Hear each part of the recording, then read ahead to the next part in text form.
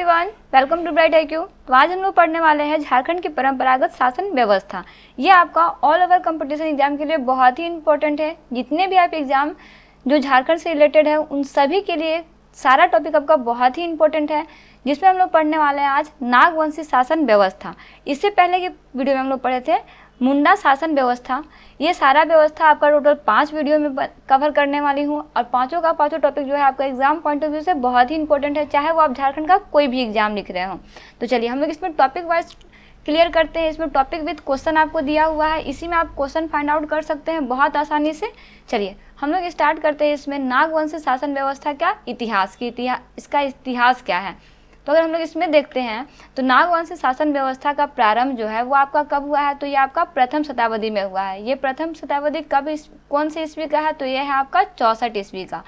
इसके अगर शासक की बात करें तो राजा फनी मुकुट राय जो है वो इस शासन व्यवस्था के प्रथम शासक है। तो इसमें आपका 2 क्वेश्चन निकल के आता है। पहला ये कि नागवंशी शासक व्यवस्था कब प्रारंभ हुआ था और किस ईस्वी में प्रारंभ हुआ था, तो ये प्रथम शताब्दी के 64 ईस्वी में प्रारंभ हुआ था। इसके शासक कौन थे, तो वो थे आपके राजा फनी मुकुट राय, जो कि इसके प्रथम शासक थे। नेक्स्ट आपका इसमें टॉपिक ये है कि यह शासन व्यवस्था मुंडा राज्य के बाद स्थापित किया गया था, यानी कि मुंडा राज्य के बाद स्थापित किया जाने वाला शासक कौन सा था, तो वो था आपका नागवंशी शासन व्यवस्था। फनी मुकुट राय ने सुतियामे को अपनी राजधानी के रूप में स्थापित किया था। ये आपका बहुत इंपॉर्टेंट है, ये पहले भी क्वेश्चन में आ चुका है कि फनी मुकुट राय ने किसे अपनी राजधानी स्थापित की थी, तो वो था आपका सुतियामे, जिसे इन्होंने अपनी राजधानी स्थापित की थी। नेक्स्ट आपका इसमें टॉपिक यह है कि नागवंशी शासकों ने मुंडा शासन व्यवस्था में अनुकूल परिवर्तन करने हेतु इसे विस्तारित करने का प्रयास किया। हालांकि उस समय डेवलपमेंट हो रहा था, इसलिए इनको लगा कि हम लोग बहुत ज़्यादा इसको एक्सपेंड कर सकते हैं, इसलिए इन्होंने अनुकूल परिस्थिति होने से इसको विस्तार करना स्वीकार किया।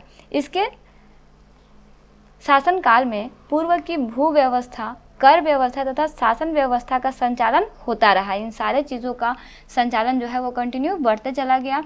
नेक्स्ट टॉपिक आपका इसमें यह है कि लंबे समय अंतराल के पश्चात मुगलों के आक्रमण के कारण नागवंशी शासक व्यवस्था में जो है वो परिवर्तन में परिलक्षित होने लगे, यानी कि कुछ परिवर्तन स्टार्ट हो गया। अब ये क्या था, तो इस परिवर्तन के परिणाम स्वरूप ना मुगल सेना जो थे उनके द्वारा नागवंशी राजाओं पर नजराना एक प्रकार का कर होता है जो लिया जाने लगा, जो बाद में एक नियमित व्यवस्था के रूप में स्थापित हो गई तथा इसे मालगुजारी के नाम से जाना जाने लगा। तो मालगुजारी क्या है, एक प्रकार का कर है। कौन सा कर है, तो ये नजराना कर है।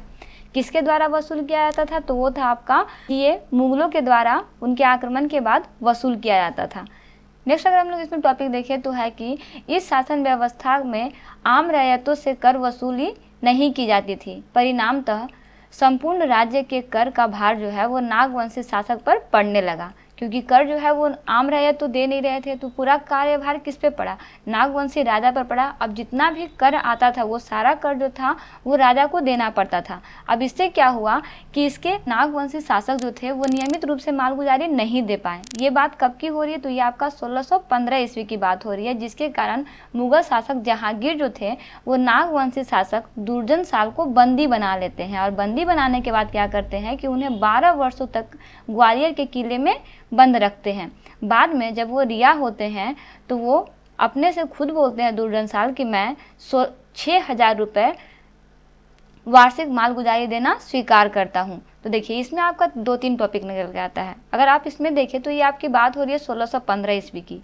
उस समय कौन शासक था, तो मुगल शासक जहांगीर थे, जो कि नागवंशी शासक दुर्जन साल को बंदी बनाए थे। क्यों बंदी बनाए थे, क्योंकि वो नियमित मालगुजारी नहीं दे पा रहे थे। इसका कारण क्या था, क्योंकि वहाँ पे कर जो था वो सिर्फ नागवंशी शासक से ही लिया जाता था। आम रैयत जो थे वो किसी प्रकार का कर नहीं देते थे, जिनके कारण ये पूरे के पूरे कर को नहीं चुका पाए, जिसके कारण मुगल शासक जहांगीर ने क्या किया कि इन्हें बंदी बना लिया टोटल 12 साल के लिए। और कहाँ पे कैद कर दिया, तो ग्वालियर के किले में कैद कर दिया। और जब इन्हें रिहा किया गया तो रिहा किस बेसिस पे किया गया कि तुम 6000 वार्षिक रूप से दोगे, ये बोल के इन्हें जो है बंदी से रिहा किया गया। अब इसके बाद क्या हुआ, जब ये रिहा हुए तो इस भार को कम करने के लिए इन्होंने नागवंशी राजाओं के आम जनता से कर जो है वो लेना शुरू कर दिया, यानी कि मालगुजारी वसूलना प्रारंभ कर दिया।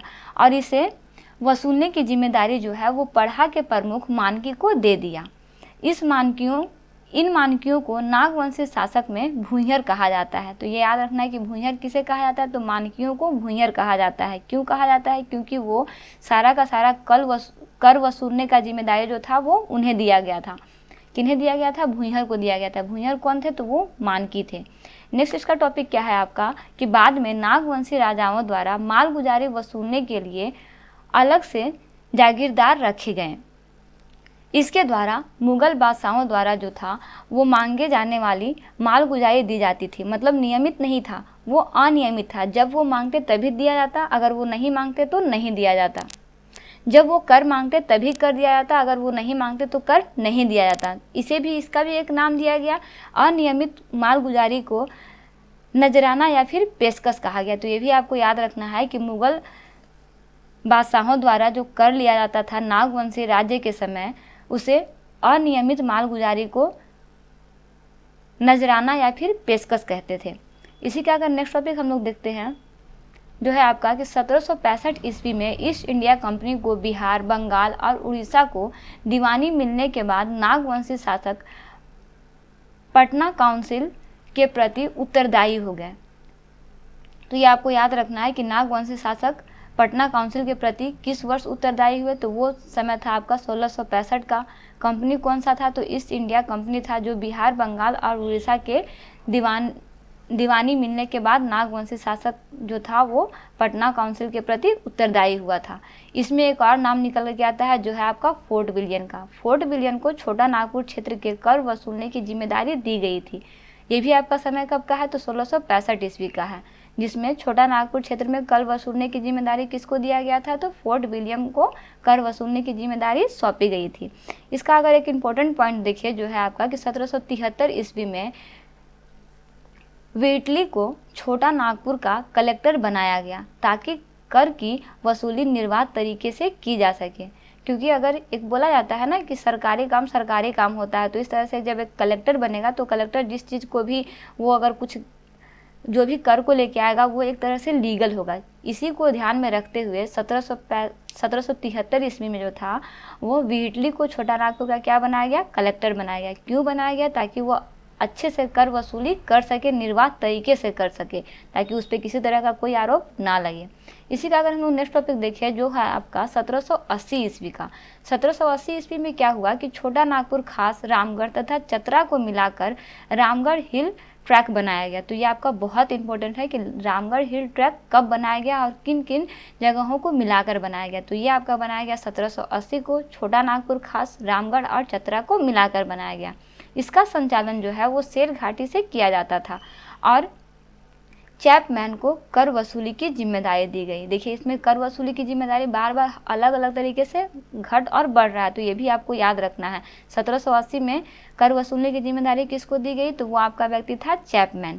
तो ये आपको याद रखना है। इसी का अगर नेक्स्ट टॉपिक हम लोग देखें कि अंग्रेजी शासक जिनका नाम था लॉर्ड कॉर्नवालिस, ये जो थे वो कर की अनियमित वसूली के लिए 1793 ईस्वी में अस्थायी बंदोबस्त प्रणाली लागू किए तथा नागवंशीय राजा को जमींदार बना दिया। यानी कि जितने भी नागवंशी राजा थे उन्हें सभी को जमींदार बनाया गया।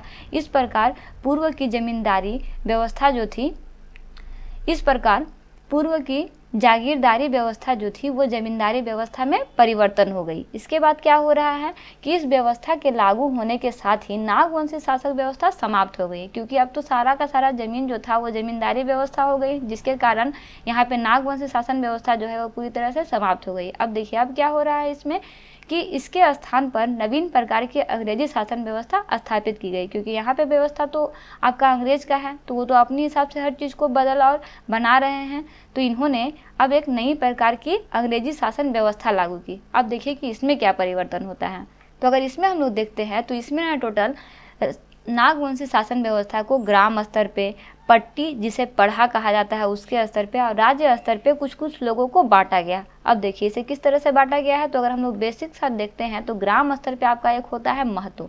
इसका क्या काम है? तो यह गांव का प्रमुख व्यक्ति होता था। उसी का अगर नेक्स्ट टॉपिक है आपका कि इसमें एक और होता था ग्राम स्तर पे भंडारी। यह राजा के गांव में खेती करने तथा अनाज के भंडारण हेतु उत्तरदायी था। अगर वहीं हम लोग देखते हैं पट्टी या फिर पढ़ा स्तर की, तो इस स्तर में क्या था, एक थे भूइहर। भूइहर आपको मैं अभी इससे पहले ही बताई हूँ कि भूइहर कौन थे बताइए, मानकी लोग थे ना। तो देखिए इसमें क्या है कि भूइहर यह आम जनता से मालगुजारी वसूल के लिए उत्तरदायी थे। इन्हें विभिन्न न्यायिक और राजनीतिक अधिकार भी प्राप्त थे। इसी का एक नेक्स्ट पार्ट निकल के क्या आता है, पाहन का। इनका क्या काम था, तो ये जो थे वो पट्टी के स्तर पर सभी प्रकार के धार्मिक कार्यों के आयोजन व संचालन हेतु पाहन जिम्मेदार होते थे। तो ये आपको याद रखना है। नेक्स्ट आपका इसमें है आपका राज्य स्तर पे। राज्य स्तर पे क्या क्या परिवर्तन हुआ, तो राज्य स्तर पे बना आपका महाराजा। इसका क्या काम होता है, तो नागवंशी शासन व्यवस्था के लागू होने पर राजा को महाराजा शब्द से संबोधित किया गया। चलिए इसका नेक्स्ट पॉइंट देखते हैं, जो है आपका राज्य स्तर पे ही एक और चेंजिंग हुआ, जिसमें थे आपके दीवान। दीवान का क्या था, तो यह राज्य का वित्तीय प्रमुख था तथा राज्य के सभी वित्तीय कार्यों की जिम्मेदारी जो भी थी वो इन्हीं के ऊपर थी।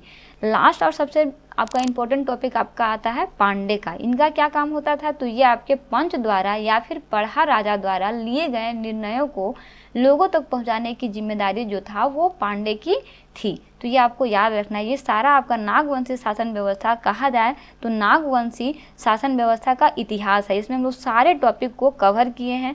ये सारा टॉपिक आपका एग्जाम पॉइंट ऑफ व्यू से बहुत ही इंपॉर्टेंट है। जितना भी टॉपिक इसमें कवर किया गया उसमें कोई भी ऐसा टॉपिक नहीं है जो आपका छूटा हो, और कोई भी ऐसा टॉपिक नहीं है जो आपका सही नहीं हो, इसे आप नहीं कर सकते हैं। सारे टॉपिक को आप कम से कम 2 से 3 बार स्टडी कीजिए। इसके बाद आप खुद ब खुद अगर एमसीक्यू क्वेश्चन को सॉल्व कीजिएगा तो मैक्सिमम एमसीक्यू क्वेश्चन जो आपका नागवंशी शासन व्यवस्था से लिया गया है, सारे क्वेश्चन को आप इजीली सॉल्व कर पाएंगे। तो मिलते हैं नेक्स्ट वीडियो में एक और नए टॉपिक के साथ, नए वीडियो के साथ। Thanks for watching, like share and subscribe bright IQ।